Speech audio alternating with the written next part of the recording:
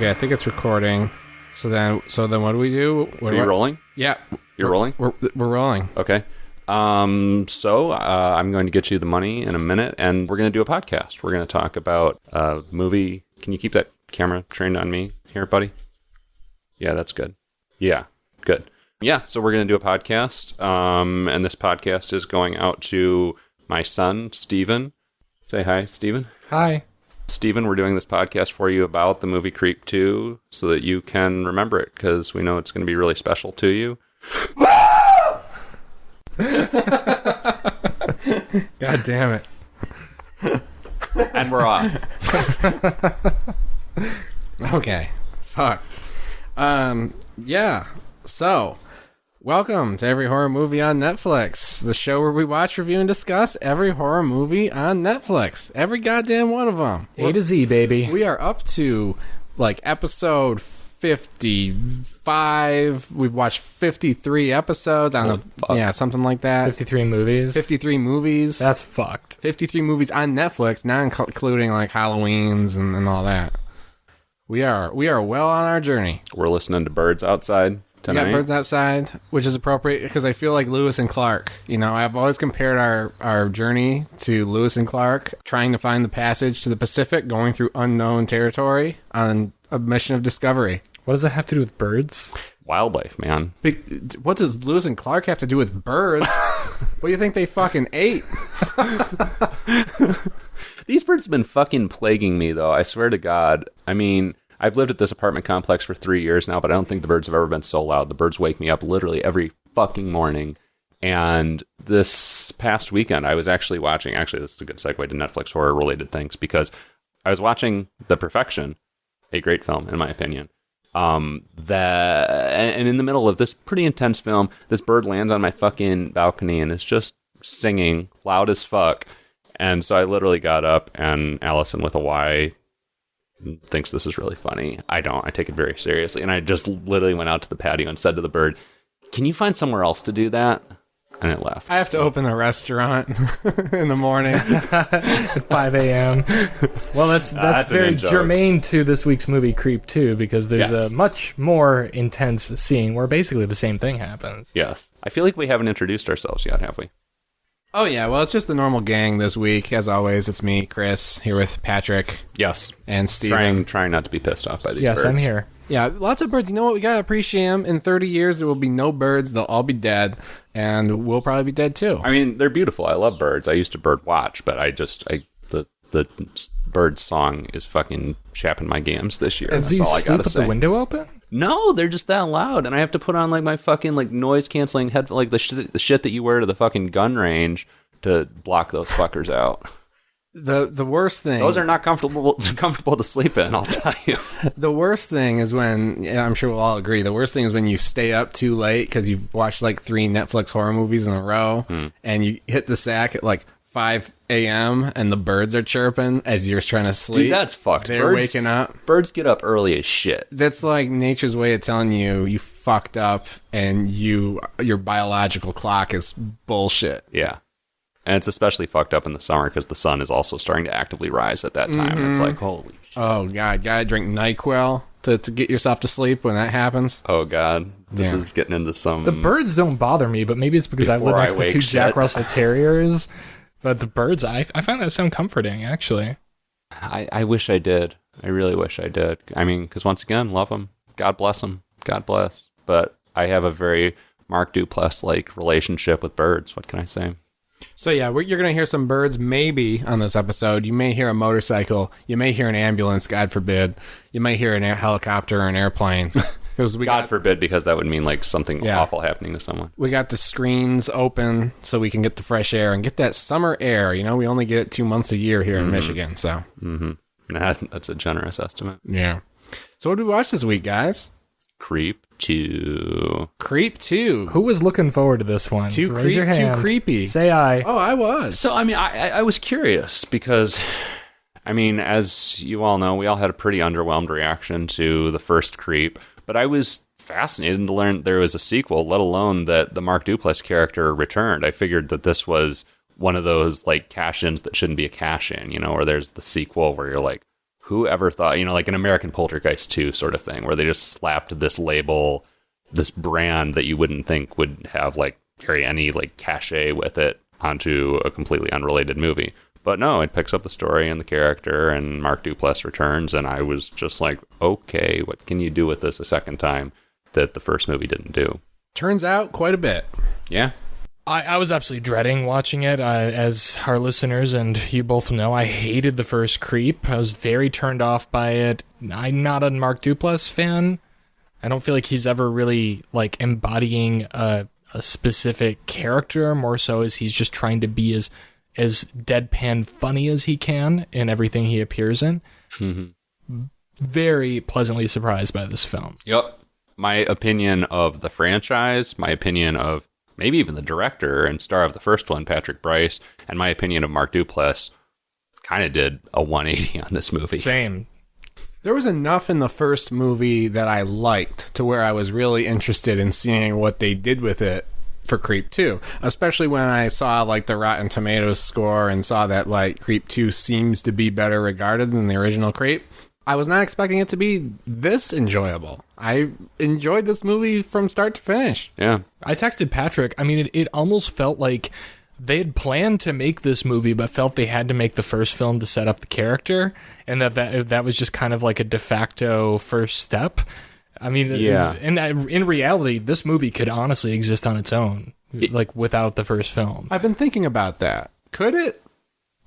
Absolutely, because he shows you the ending of the first movie, and the build-up to that was not really all that interesting or memorable. No, but you do know from the first film this guy's M.O., so that makes it a lot more... But he tells you his M.O. Yeah, but you And it would have been know... even creepier, because I would have been even more confused in, like, in our protagonist's shoes during her initial interview with him. So I think we should briefly re-explain the previous one. Mark Duplass hires a dude online to follow him around and videotape him. He basically tells him a shitload of lies the whole time, and at the end ends up murdering him after, like, sort of winning his friendship and quasi-trust. And then Mark Duplass reveals at the end of the movie that he's done this with a shitload of other people. That's Creep 1. And Yep. Creep 2 starts with a whole new victim who is very quickly dispatched in an opening scene that was absolutely gripping and weird and hilarious, and I was just totally in with those first 8 minutes. Oh yeah, that first kill. Like, Yeah. a kill is not often what, like, gets me into a movie, but I was like, all right, they're going for it this time. That was great. Yeah. I felt the acting was a little bit shoddy in that first scene. Part of it could have been that, again, I was dreading watching this movie and I was looking for every single flaw I could. But as soon as he dispatches with that kid at the beginning, I, actually jumped in my seat a little bit, and I was laser focused throughout the rest of it. Yeah, because he's already developed a relationship with this new young man at the beginning of the movie, and finally kills him just, like, at the dinner table. And the way Mark Duplass plays it is just so weird and disconcerting. How he almost seems upset about killing this person, or that he doesn't feel the same way about it that he used to. Like, the thrill is gone for Yes. this character. He's 40 years old now. Joseph. We find out very soon afterward. Joseph, who is now going by the name Aaron, his victim from the previous movie. Oh, I didn't even catch that. Oh, yeah. Yeah. We'll find out later why, but But yeah, he just slashes his throat in a very sudden moment, very bloody moment, and then we linger on him just looking, like, very upset with himself and just sort of, like, disappointed and nonchalant also about the fact that there's a body on the table. And I was like, okay, Yeah, this is kind of like the first one is supposed to be a slow boil. I understand that. And I guess it's sort of dumb to say this is what I wanted from the first one, and didn't get. But I don't think it's dumb, because what this movie offers us is fully developed characters. Like the protagonist that we'll discuss in a moment in this film was a fully realized person. I understood what was going on in her mind, her decision-making process throughout the entire film. In the first film, I didn't really care about the victim. No. I had no idea what his motivations were beyond the money, which he had already received up front. Yeah. There's nothing really to keep me going through it except for the twists and turns and hoping to find out who, what the fuck's his name? Mark Duplass? Yeah. I keep wanting to say Jay. Not Jay. Not Jay.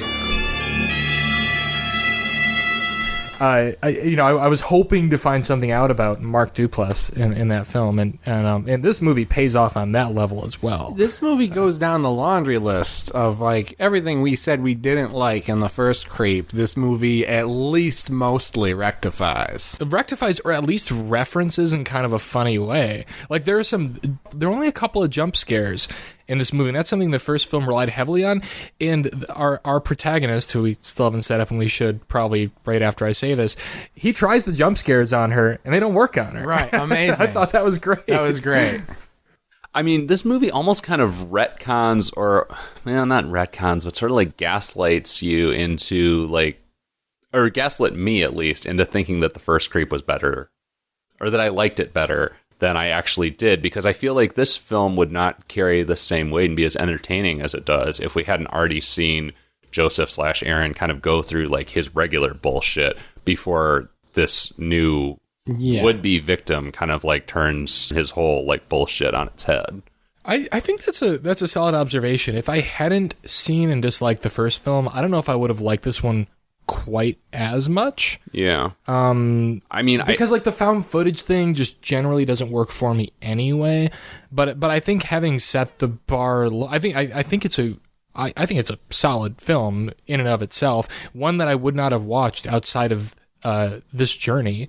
I wouldn't have sought it out on my own. I've been aware of these movies for a while, but I don't know. It's interesting to think, like, would I have liked it as much if I hadn't seen the first film and saw all of its flaws? I think the first film just definitely helps. I mean, I think it just gives you enough backstory and insight into Mark Duplass's character, who we don't need to remember his names because his name's arbitrary. Yeah. You asked me last week, would I ever recommend, someone watch Creep? I'd say probably not. Now, I'm like, yeah, watch Creep, and then watch Creep 2. This movie gives you a reason to watch the first Creep. It's like Alien and Aliens. I would actually recommend that people watch Creep 2 and disregard Creep. I not only because I'm curious as to what that experience would be like, but I think it would work. I do think it works on its own, and it might actually be even more satisfying because I feel like you'd be left even further in the dark. Like, is he a serial killer? Isn't he? Is that video that he shows our protagonist early on in the movie, like, is that real? Isn't it? I don't know. Because that's what's going on in her mind. Because I had that experience watching the first Creep where it's like, how fucked up is this guy? I don't really know. Mm-hmm. You thought Aaron might be the creep, right? At one I thought point. Aaron might be the creep at one point. In this movie, personally, I got a lot out of kind of having seen the first Creep. There was kind of that bomb under the bed where I'm like, I know this guy isn't joking about being a serial killer. I know what he's capable of. I guess you could have got that if you just included the scene where in the prologue scene where he cuts the guy's throat. That really tells you all you need to know about Mark Duplass, I guess. Yeah, I mean, it really does. It's like it's the entire. The relationship that he has with the protagonist of the first film in miniature. And that's another reason I think it would totally work on its own, especially because But that scene was more entertaining to me because I'd already seen so much of his character previously, and it kind of finally had confirmed for me like what kind of person he really was, literally in the last like couple minutes of the first Creep. Because it's kind of up in the air, like how much he's lying, how much he's just fucked up, how much he's lonely for a lot of the first Creep, and then he basically explains his motives in a monologue to the camera at the end of the first Creep. And so the beginning of this one, and I do think this one probably stands on its own, but the beginning of this one held so much more weight for me because it's like, oh, this weird-ass guy is back, and he's having a midlife crisis about killing. I'm in. This is interesting. It's oddly endearing. Well, yeah, I mean, that's the other thing this benefits from if you've seen the first Creep, because this subverts the first Creep, because we've seen the whole MO and it starts off exactly the same, and then he's like, he doesn't give a bullshit story about his cancer wife this time. He's like, oh, I'm a serial killer. This is what we're doing today. And you're like, okay, where's it going? We're going totally a new direction. Mm-hmm. Fascinating. So, our protagonist this time is a woman who has a YouTube show where she goes and answers Craigslist ads and videotapes it. And she's having her own existential crisis because it's not going well. She realizes like she has like 9 views on her latest episode. She's talking to the camera, presumably for her like Instagram followers or something, and saying like, "This show sucks. I'm done. I thought I was a creative person." We can all relate Guys, to that, maybe right? that's why we related to this movie so much. Yeah. But yeah, so her final episode, she decides to answer Joseph Aaron's ad, and Joseph Aaron Mitchell. Joseph Aaron Mitchell, the new American master, goes to meet him, and she's not quite what he expected. Well, she goes in with the attitude that like, all right, I've got to really challenge myself and get outside my comfort zone. I thought I was doing it. It's not working. My show is too basic. Basically, she's like, I'm going to yes and whatever the fuck happens, no matter how weird it is.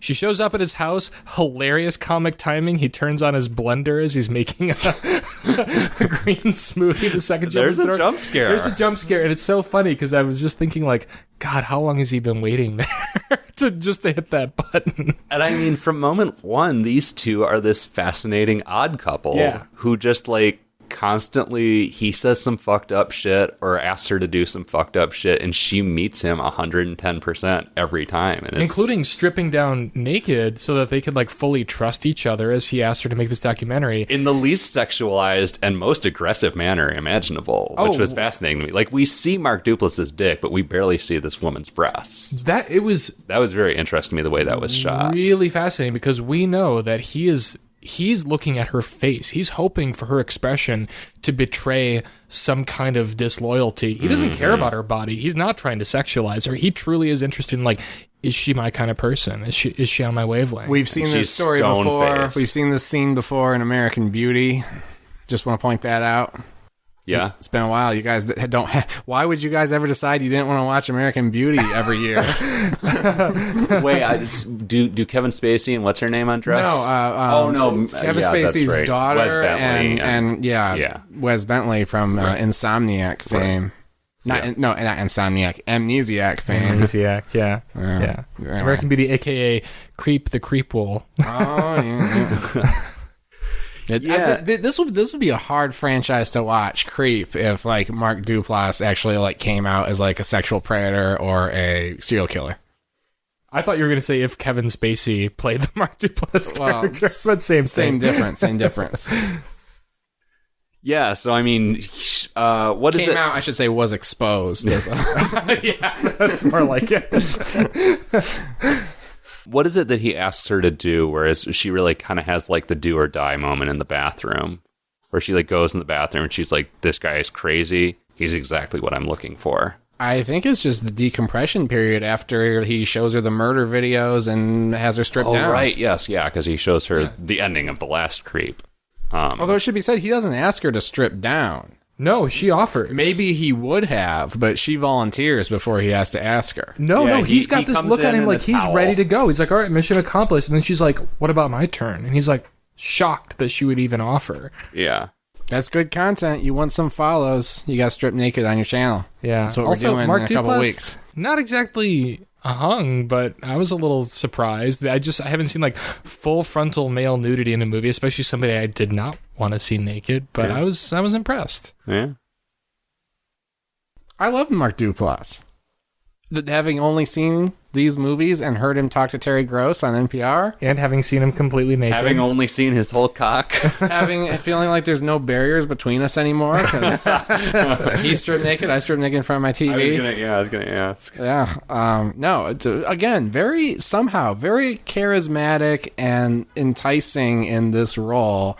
Even though I know he's a creep, I still am like, I want to be friends with this guy. Oh, yeah. Yeah. And you almost start to root for their weird, not actual romance. Oh, yes. Like, absolutely. It's never a romance. She never wants it to be. But you, know. like, sort of root for them as a pair, almost. Yeah, it's like... Even while rooting for her to get away from him at the same time. It's so weird. I loved it. I thought it was adorable. But it also, I was like... I still don't really know what each of their game is. I'm like, maybe she's a serial killer. Maybe I wondered that. Or maybe he's planning on killing her. Like, there's this constant tension, even in these like tender, sweet, sort of comedic, romantic moments. It reminded me of like, I don't know, if like Badlands was a comedy, or like I could see them like teaming up and being like buddy slashers. Yeah. That's the thing. There's so much tension pulling in different ways. You just never know what this movie's about to do. First Creep, I was like, all right, it's pretty clear that this guy's going to become a killer, or they're going to go down in the basement and find Baskin. But this movie, fuck, it could have ended with them teaming up, going on the road as serial killers. I would have not been surprised. It could have ended with them falling in love. I would not have been surprised. It could have ended with either of them killing each other. I would not have been surprised. The tension for me, a lot of it rested on, all right, there's a lot of ways this can go. I like that they're sort of playing sort of, not fast and loose isn't the right term, but, you know, this is like, there are lots of like sort of mini twists throughout the film and their relationship. And the tension for me was like, God, I hope they do the right thing. I hope there's a satisfying end to this. Wow. Because these are the filmmakers behind Creep 1, after all. Yeah. But also, it's all a fragile alliance, because you get the sense, and I think we know through something Mark Duplass says, that he's not being entirely forthcoming with her. She's definitely not being entirely forthcoming with him. And so it's like they're loving each other, they're trusting each other, but it could all topple over at any minute.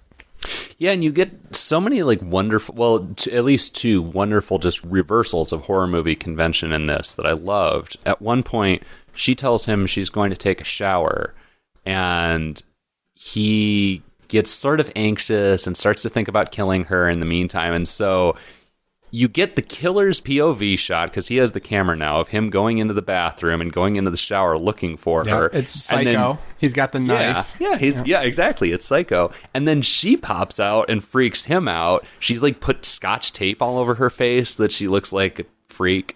And she scares the shit out of him, and he admits like, you got me, and it like totally, after he's been trying to jump scare her all movie, right? But it totally reinvigorates him, because this is not long after he has a fucking like mental breakdown. Right. It looks like Charles Manson in the hot tub, listening to the same song over and over again on a loop. Which is the other moment I love, the other kind of reversal of convention, because he goes downstairs. He's been trying to get her to shoot like a documentary about him. It has not gone well. He's gotten pissed off about birds. Very relatable moment for me. I didn't understand what you were referencing. Yeah, birds keep interrupting. I literally snapped that moment and just said, "It me."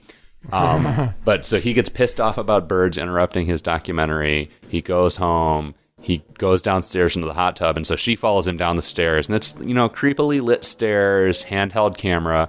We've seen this a zillion times, even just on our little Every Horror Movie on Netflix journey, the creepy shaky cam journey downstairs. But she is the, like, kind of the aggressive force in that scene. Like, he's trying to retire from it all and say, nope, I'm done. And she doesn't get spooked. She comes down and kind of pushes him out of his comfort zone and gets into the hot tub with him and, like, massages his shoulders. It's all so weird. It's just a delightful upending of what you're expecting to happen in many, many moments. We should mention, this movie is truly hilarious, like, throughout. There are a few long stretches, or not even very long stretches, maybe 5 to 6 minutes, where there aren't any laughs and things are just, it's full tension and anxiety, but there are little jokes sprinkled throughout. I watched this alone, and I laughed out loud at least 5 times. When we initially see his Craigslist ad, and it says, like, fans of Interview with a Vampire, a plus. It's like, and we find out later, like, he was, like, testing the waters. He's like, I was trying to find somebody like me, and it's like, really? Interview with a Vampire is your idea of a scary movie? Come on. Well, yeah, that's a conversation where he gives some insight into kind of how he rationalizes his murdering and stuff, which was also kind of interesting too. Just that's always a good thing to have in a killer movie. And he envisions himself as an auteur. He's obsessed with Francis Ford Coppola, and like he drinks a Coppola wine at one point. Like at one point, our protagonist, whose name I can't remember, is pouring a glass of wine, which is kind of a tense moment because he's filming her from behind. You're like, oh god, what's gonna happen? Yeah. She brings him the wine. He's like, oh, it better be Coppola. Yeah, like, oh, that's so funny because it's like it didn't feel to me, even though it was probably an improv moment. I felt like, oh god, this guy really is that pathetic that he like drinks Coppola wine because that's his idol. Oh my god! But there are lots of like little touches, little details in this movie, and lots of, like I just mentioned, like jokes that kind of pay off later on too. It doesn't feel like it was just made on the fly, which is the sense I got from the first film. Yeah, well, okay, but on the other side of the coin, the parts of this movie that worked the least for me and frustrated me was when it kind of devolved back into the Mark Duplass fucking around stuff and went too far into just the improvised comedy stuff. Example. Some of the stuff when he's in the river shooting the scene, yelling at the birds, I was like, okay, I'm over this. The bird part I thought was hilarious. Overall, that scene probably went on a little too long. The scene where he's explaining his favorite song got good, but I when he was explaining the song and singing it, I was like, this is starting to feel like a bad SNL skit again. So there were, I mean, even arguably, it was a good scene, but even arguably when he's, stripping naked and stuff, it started to feel very sketchy and like Mark Duplass being a little too funny than the movie required. There was a lot of that, but I felt like it paid off when because during all these scenes we're constantly kind of building to like what ends up being, for a minute at least, like kind of a romantic entanglement, a very sweet actually first love story as far as we know between Mark Duplass and the girl. And I felt like looking back on it, some of those moments went on a bit too long. Her name's Sarah, I just remembered. We can call her Sarah. Oh, of course, because that's his favorite song. That's his song. Oh, yeah. But like looking back on it, those moments, they ended just soon enough for me to like actually think, all right, I kind of needed that laugh just then. That wasn't so bad. Like we're back into the reality now, and it sets up the relationship that they end up developing, because those moments are like kind of oddly sweet and endearing, even though we're in the hands of a psychopath. Yeah, we do get to like get this glimpse into like, oh, he is actually a pathetic child beneath all of that, and I think that's why she sort of falls for his charms. Yeah. I really enjoyed his performance in this, and it kind of brings me to think that my problem with the first one was more with the writing or the way that they revealed or didn't reveal that character than it was with his performance. Actually, I guess I never had a problem with his performance in the first one. One and the same for me, though. It felt like he felt like he had to riff because it was a very thinly sketched movie. Like they were working with a treatment and not a script. But this film, it did seem like very carefully plotted out with room for improvisation, like Curb Your Enthusiasm, I guess, is a good comparison. Well, and let's not forget like how great this woman is. I forget her name. She's a director, primarily. She directed The Miseducation of Cameron Post, which sounded really interesting to me. I haven't seen it, though. The movie where Chloe Moretz like undergoes gay conversion therapy and something else. But she's terrific in she's this. Great. Yeah. She's awesome because she's got to play like the straight woman to his like crazy, bonkers, off the wall, unpredictable psycho goofball character. And like she plays kind of the crazy woman to his crazy person as well. Yeah, sometimes. But there's so many times when like she has to just be stone-faced and appear unaffected in the face of him, while we know she's terribly anxious inside in that moment. Like there are quite a few of those moments I found to be very impressive and very believable. Every scene she's in, the performance has several layers to it, which you can't say from Mark Duplass. I wouldn't say that. I wouldn't say that either. What? I think there are scenes where he's kind of he plays it a little too broadly comic, but I feel like he's much more grounded in the character in this film than he was in the first. Oh, than the first, for sure. Yeah. There were some problems with his performance that I had as well, but on the whole, I thought he was committed, because part of his character is that he's kind of accidentally funny. You're supposed to be afraid of him, but like he's just really kind of pathetic at the end of the day. Oh my god, I just thought of one of the moments that did make me laugh is when we just cut to him driving the car in the Peach Fuzz mask. I didn't think that was funny. I mean, it was stupid, but it was funny. I thought what she said when he asked Sarah like what if she likes the mask, and she like very flatly is like, as a passenger, I'm not thrilled about it. That was funny. That was the funnier part of that exchange. But yeah, that was funny. The other thing that this movie did right for me versus the first one relating to Mark Duplass is he was much more physically scary to me in this movie. I'm on record saying that I was not physically, wasn't afraid of him in the last movie. This movie, I'm afraid of him for two reasons. First, obviously, he's up against a woman who he could probably overpower and kill more easily than the 250-pound dude in the last movie. I still am puzzled by why you had that perception of the dude in the last. I mean, that dude was skinny. He weighed less than any of us. He weighed less than any of us. You don't see him very much because he's got the damn camera the whole time. Moot point. The camera adds 150 pounds, Chris. It's fascinating to me that you had that perception. All right, well, we litigated it once. The other part... We didn't litigate his weight specifically, but please, go ahead. Anyway, so half of it is because he's menacing a woman this time, and it's easier for me to accept that he's a physical threat to her. The other side of it is the first scene where we see him just slit the guy's throat. We're like, okay, this guy's, he's not just clowning around wearing his fucking wolf Beach mask, gonna hit you over the head with a mallet or some shit, like this guy can explode and cut your throat and lights out at any moment. It's just a more visceral violence that we see right off the bat than we saw in Creep 1. Right. And also, he's physically more imposing. I mean, he's got long hair and a ponytail now. He's got a patchy beard. Oh yeah, he's got a man bun now. And he's kind of in his like Pet Sounds era Brian Wilson phase, where he looks like there's this combination of like deep depression and menace in his eyes. Like I was so focused on his, which are like really probably his most expressive feature as a human being.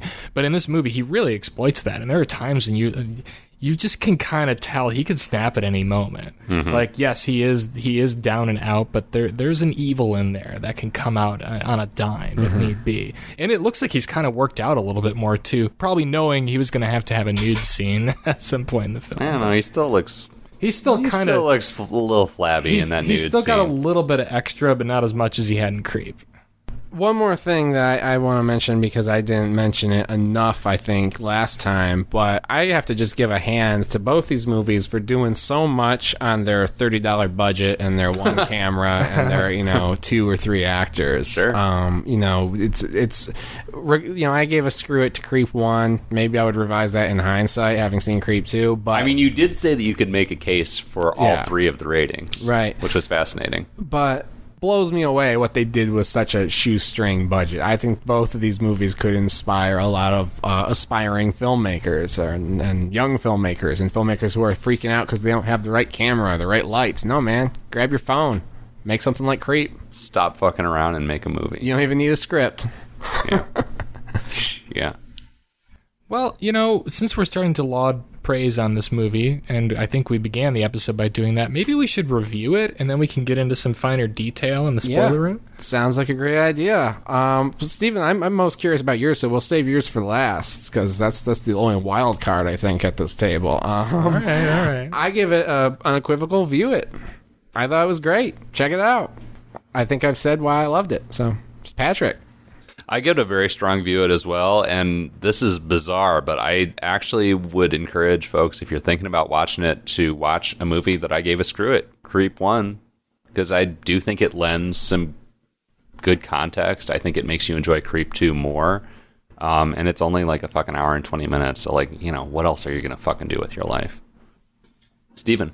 I get to view it. Amazing. Wow. View it. I really enjoyed this movie, and I say watch it on its own. There are people who think you have to take the good with the bad, and I don't really believe in that so much. Watch it on its own and let me know what you think. I still think the first was mostly garbage, and I really believe, in hindsight and upon analysis, that this movie can function well on its own. Possibly, it might even be a better movie on its own, or a more effective film. Really? Not knowing not having any idea who you're dealing with when Sarah goes into his house, because we have a decent idea from the first movie, but I think this movie, like, it almost seemed, there were parts of it that seemed to me like they were premeditated to work on their own, independent of the first film. That's an interesting argument. And you know what? This is the kind of movie that makes me really glad to be on this journey we're on to watch every horror movie on Netflix, because this is a movie I would never have discovered otherwise. No, once every 50 episodes we find a hidden gem. or especially, you know, if someone's like, check out Creep, I would have watched the first Creep and never watched Creep 2 if I didn't have to. Oh, you're so right. You know?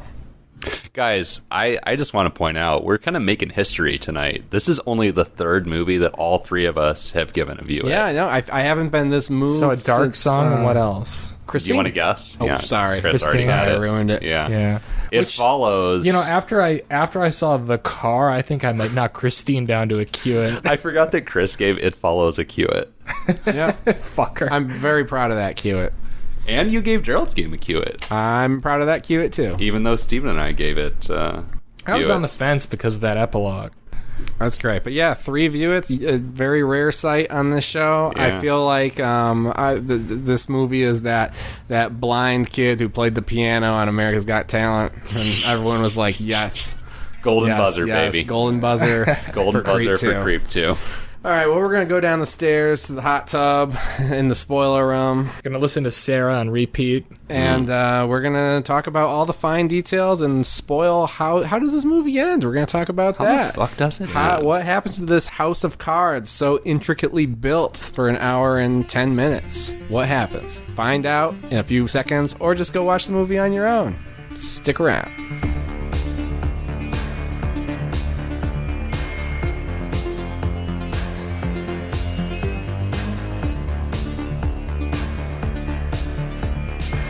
Welcome back. We're down here in the spoiler room, ready to spoil the shit out of Creep 2. Creep, too creepy. Down here soaking in the hot tub. Yep. Listening to all our favorite songs. So, basically, I mean, I guess there's a couple kind of turning points in this film. It gets pretty twisty in the final act. It gets pretty twisty. I mean, the first thing that happens is, I don't remember the order of events, but the main turning points are he confronts her because he's like, oh, I know that you're just using me for content for your YouTube show. He tries to get her to kill him on camera, claiming that this was his intention the entire time. Yeah. She wants him to cut his head off with an axe, and then he hangs himself, and she has to save him from hanging himself. Dude, Which made me so anxious. I was like, don't save him, because then he's going to kill you. You're going to ruin the whole thing. Yes. Here's my spoiler, is that I had a long day when I had watched this movie, and I fell asleep. You were thinking of hanging yourself? That's too real, man. Don't go there. We don't talk about that on the show. We only talk about fake horrors. I fell asleep for a few minutes, and I woke back up, and they were, like, talking to each other, and I was like, oh, this is okay. Like, I probably didn't miss anything that important.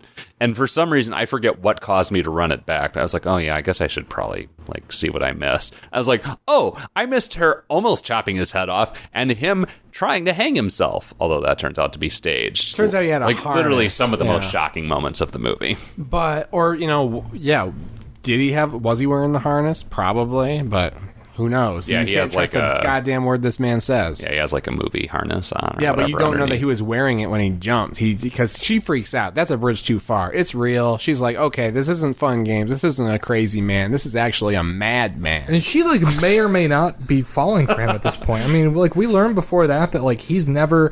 They're doing a little, what is it, two lies and a truth or whatever, down in the basement. Yeah. Hold on, I just love that Chris just made the distinction between a crazy man and a madman. Yeah, wait. Okay. Yeah. What's the difference? Yeah, unpack this. I don't think it... I think it speaks for itself. A crazy man is just, like, involuntarily insane. A madman has intent. That's what I think. A madman is a menace. Oh. A madman is a maniac. A crazy man could be trying to talk religion under a bridge. He could be doing whatever. He could just be a eccentric coworker. Well, we know Could be a he's... guy Wait, who's a little hold drunk. on, though. Oh, okay. We know he's murderous, so why would you say he went from being a crazy man to a madman? Well, this is her perception. Okay. she doesn't know he's, she's kind of taking the whole murder thing with a grain of salt the whole movie, and now it's real. This guy just tried to hang himself. She's taken with a big glass of Coppola wine. This is life and death now. And we find out, she's not quite as chill as she let on, because she never really believed in any of this stuff. And when the shit hits the fan, she's like, I'm putting on my boots. I'm getting the fuck out of this house. And that's when the guy's tactics start to change. Mark Duplass starts to come in at different angles. He says, hey, look, I have this harness. I wasn't really killing myself. It was all a meme. Whether or not he was wearing that harness at the time, we don't know. And then, I mean, it's great, like, character, like, great scene work, the push and pull between these two. Absolutely. How she, like, kind of pushes him, and then he pushes her, and then she gets freaked out, and he kind of reels her back in a little bit, and she does the same thing to him. It's all a little bit fascinating cute, too. Yeah, it is. And then he makes the ultimate pivot, and he tells her, I was just fucking with you. I'm not a serial killer. Now I'm like, oh, this girl is in trouble now. Oh my god, is that the moment where he gives her the locket? That made me laugh out loud. That's a little bit later. Can I mention that scene now? But yeah. But shortly after that, he gives her the locket. Yeah. He gives her a locket to express his undying affection to her, because we learned earlier he's never kissed a girl before. She's his first kiss, and she opens it up, and it's a picture of his last victim.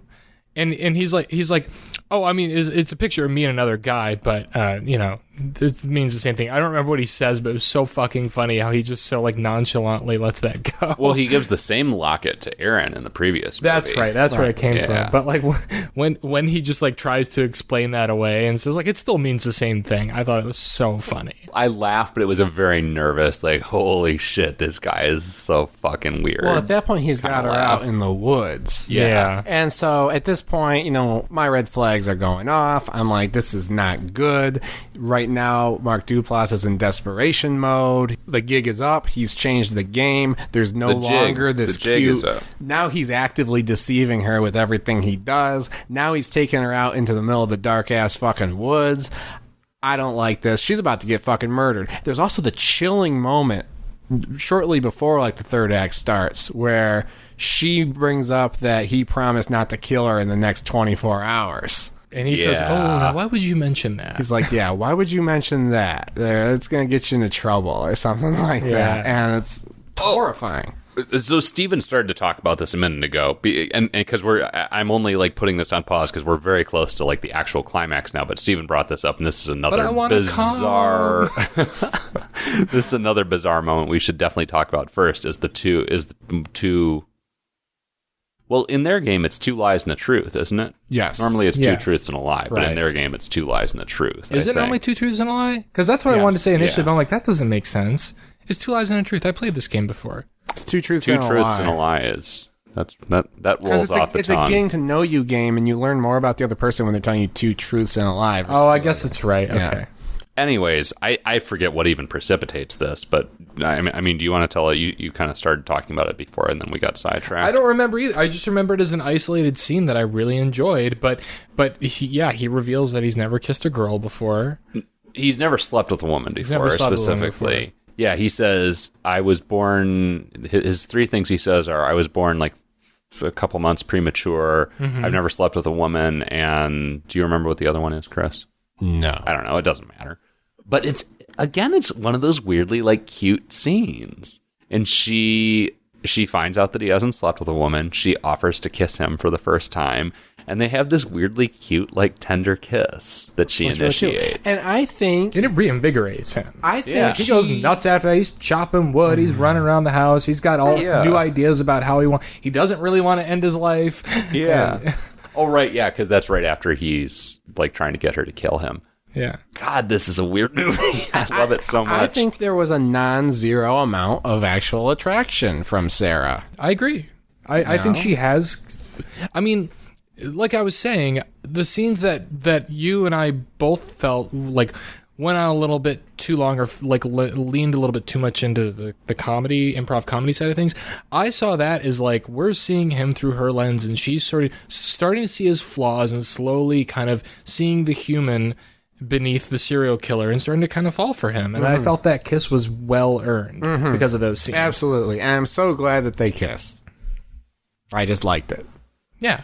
Not something you would expect in a movie like this. No. And it didn't feel creepy either. Like, No. I mean, you guys it keep was using the cute. term, like, unsettling. This movie never unsettled me. It made me a little bit anxious at times, like, ooh, what's going to happen? You were unsettled there when are they're having many a good unsettling day, moments. and they're having a good day, and she mentions that he wouldn't kill her in the next 24 hours, and he just, like, turns and he's like, why would you bring that up? I felt anxious. I was like, oh, well, maybe he is going to kill her. That was But that was it. unsettling. I wasn't like, moment. oh, he's so scary. That was the moment where I became severely anxious about her life. The locket was also definitely unsettling. I just thought that was... Like, I mean, it's funny also. it's a creepy gesture, but it didn't creep me out. I was mainly focused on like, all right, well, this is like things are not going to bode well for her after she takes this, and also that's kind of funny. Well, here's the thing, because so far the movie's been subverting the whole MO that was demonstrated in Creep 1. Mm-hmm. Then you see it start to go back to the MO from Creep 1, so you know what's going to happen. He gives her the locket. He starts doing voyeur shit on her while she's doing the dishes with the camera and stuff like that. He's taking her out to the woods. Well, and another interesting thing about this movie is the way that one of my main complaints about the first movie was that I didn't think Patrick Brice's performance as Aaron was great in the first place, but I was also not thrilled with the fact that I really didn't even get to see him. Yeah. I didn't get a sense of who he was because you never see him. But you see a lot of Sarah in this movie because the camera changes hands a lot and also winds up in places where it's just filming them while no one is holding it. Or she takes more selfie videos than the other guy did. Yeah, she does her little like reality show confessionals and like in the bathroom scene early on. At least while she's with Mark. I mean, Aaron did a lot of that at home when he was being stalked, but it wasn't interesting. But the camera itself becomes almost a weapon in a certain way. And in that scene where he gives her the locket, I was very unsettled by the fact that he also had the camera. Yes. Like, he's documenting this. She has nothing. Yes. She looked naked in that scene, way more naked than she looked in the scene where she was actually physically naked. Yeah. Mm-hmm. Yeah, no, it's fun. And also, I mean, the camera is also like Alfred Hitchcock's bomb in a way that like and I'd forgotten that, like, oh wow, he's got the camera, he's been playing the camera, he's gonna see some shit he shouldn't see. She's withholding a lot from him. Like, I should have seen that coming, but it crept up on me in a nice way. Did he have the camera when he gave her the locket?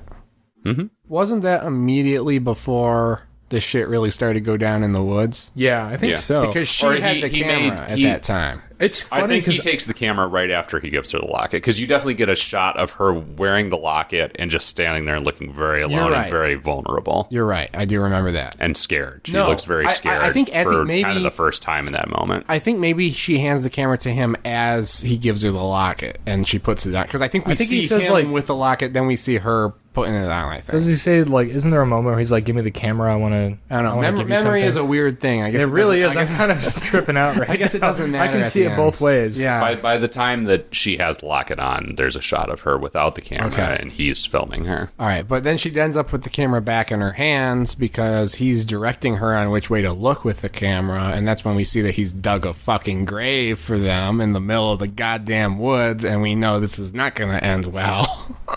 Then he pulls out her knife. He has her knife because she's been smuggling like an X-Acto knife in her boot this whole movie just in case she needed it, which was a smart thing to do.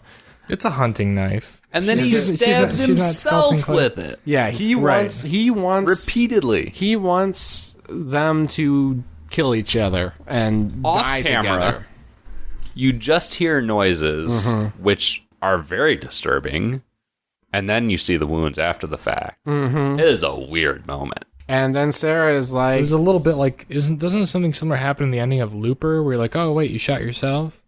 Right? I don't know, but I really have been wanting to see Looper again. I kept thinking of another movie where it's like, oh, he shot himself. That's not what I was expecting. oh But yeah, anyway. yeah, he does. I mean, it's He a does. trope, I guess. Spoilers for Looper, but yes, I mean, it's been out Looper for 10 keeps years. coming up lately. I want to see it just that keeps again. coming back around. Yeah. Almost like that was intentional. But yeah, and then so I mean that's he stabs himself. She's supposed to stab herself, but obviously she doesn't want to do that. He wants her to stab herself so that they can both like die together in the grave. There's a chase in the woods. And then now it's definitely predator and prey, cat and mouse in the woods. She's freaking the fuck out. She's not, she's losing her cool. Now he seems to definitely have the physical advantage. Finally, he's like actively chasing her with a knife, pursuing her, trying to stab her. In the woods, in the middle of nowhere. In the extreme background, we see him stabbing her, and we hear the noises. And I was upset at that moment. I was like, "Is this really how this ends after all this?" Yeah, I was in suspense for myself. He just stabs the shit out of her. I was in suspense for Sarah, and I was in suspense for my rating because I was like, this is a great movie, but I feel like if he had just murdered Sarah unceremoniously behind that tree, because they both go behind a tree, there's a struggle. We can't exactly see who's stabbing who, but it becomes clear that Mark Duplass has been stabbing the shit out of Sarah. I was afraid. I was like, I might have to give this movie at least a Q. Yeah, it would have been a Q. I was on the fence too in that moment. I was like, you better do this right, motherfuckers. And they did it right. It was completely satisfying, actually. And so he goes up to he dumps her in the grave. He drags her apparently dead body into the grave, and I'm like, God damn it. And then he goes up to the camera and starts making a fucking monologue like he does at the end of the last movie. And then we get this really kind of clever reversal of the ending of the first one, where she like drags herself back out of the grave, creeps up on him with the shovel, and smashes him in the back of the head with the shovel the same way that he smashed original Aaron with an axe at the ending of the first creep. And takes off running, doesn't grab the camera, which is disappointing because she deserved that footage. We got the footage. And I'm like, oh, is that the end? Well, that's interesting. Found footage movies. I think Steve made a point on a previous episode, months and if not years ago. Oh yeah, I know where you're going. Yeah, that like you presume the people in found footage are dead because the footage was found. Right. Yeah. This movie. No one found this footage. No one found. Well. So she survived. We get kind of a My Dinner with Andre ending, sans monologue, where we see her like getting on a subway in New York. And I don't like this actual ending. I don't like the I don't last either, like but we 45 assume seconds that like of this. what we have just seen is carefully edited footage of that she has kept because she survived this event. No. Maybe not carefully edited, but she's got the tape. No? Because she doesn't take the camera when she runs away. She runs. This footage is just, it's been taken. We're seeing it kind of outside the universe of this movie. This footage was not found by anybody. But she survived, and she looks a little battle worn, but maybe a little more badass as she's walking down the streets. Cut to New York City. Yeah. New York City. The Big Apple. The Big Apple. The greatest city in the fucking world. So they say. You mess with one of them, you mess with all of them. New York. New York. My kind of town. If you can make it there, you can make it anywhere. And what is she doing in New York state of mind? Yeah. She's in a New York state of mind. She gets on a subway. She hears some whistling or humming or something on the subway. I don't know. Well, it's the whistling that we've heard. He's whistled this song earlier in the film, which I didn't remember, so it didn't mean anything to me. It's not Billy Joel. It's not The Stranger. What is it? Do we know? It's not Frank Sinatra. No, he also sings the lyrics to it at one point in this movie, and those are. But it's not his favorite song. Oh, it's not. No. No, because his favorite song is Sarah something. He said it was Sarah, but then didn't he later say it was like Judy likes her juicy fruit? Or was that the name of the band? I don't remember. Sarah something juicy. It doesn't matter, I guess. But Sarah likes her juicy he pulled fruit. it out of his The ass. relevant part for the ending is that it's this weird, like, kind of nursery rhyme like thing that he has both whistled and actually sung the words to previously in the movie, and so he's filming her. At first, you don't know who's filming her. You just see her on the subway. We recognize it because we don't see the video that he sends the first victim in the prologue scene, but we do see the victim watching the DVD that he got left for him by his stalker, and we hear the whistle. That's all we know about the contents of this footage. So we're bookended with that, and at the end, he's whistling again, stalking her, and we think maybe this is just it's just surveillance camera footage showing us that she's in New York now. But no, then the camera zooms, and we see, she's being stalked. And she looks up and clearly recognizes him, and that's the end of the film. That's the thing that troubled me, and I'd have to go back and look at it again. I didn't feel like there was that moment of recognition in her face. I'm like, maybe this is non-diegetic. No, there was. She definitely looks directly at the camera, and there's kind of like oh, fuck. She knows. So, end of movie. And I'm happy. I'm satisfied with that. Guys, there's going to be a Creep 3. It's already approved. Yeah, it's going to be. Do we even want to see it? What did they do? CR33P. Yeah, absolutely. Yeah, fuck yeah, I'll watch it. Yeah. But Yeah. will it be good? Like, I don't know. can you imagine them doing?